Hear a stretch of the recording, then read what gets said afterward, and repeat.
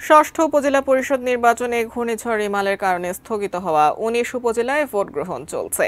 এদিকে আইন শৃঙ্খলা পরিস্থিতির অবনতির জন্য রাঙামাটির বাঘাইছড়ি নির্বাচন স্থগিত করেছে নির্বাচন কমিশন।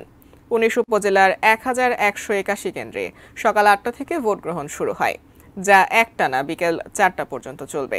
সকালে ভোটার উপস্থিতি কম থাকলেও বেলা বাড়ার সঙ্গে উপস্থিতি বাড়তে থাকে। ১৯ উপজেলায় ৩৩০ জন প্রার্থী প্রতিদ্বন্দ্বিতা করছেন। চেয়ারম্যান পদে ১১৯ জন, ভাইস চেয়ারম্যান পদে ১৩২ জন এবং নারী ভাইস চেয়ারম্যান পদে ৭৯ জন রয়েছেন। ভোটার ৩০,৪৬,০৮৮ জন। গত ৮ মে থেকে দেশের উপজেলাগুলোয় ভোট গ্রহণ করছে ইসি। আজ যা শেষ হবে, তবে কয়েকটি উপজেলায় এখনও মেয়াদ পূর্তি না হয় ভোট হবে আগামী বছর।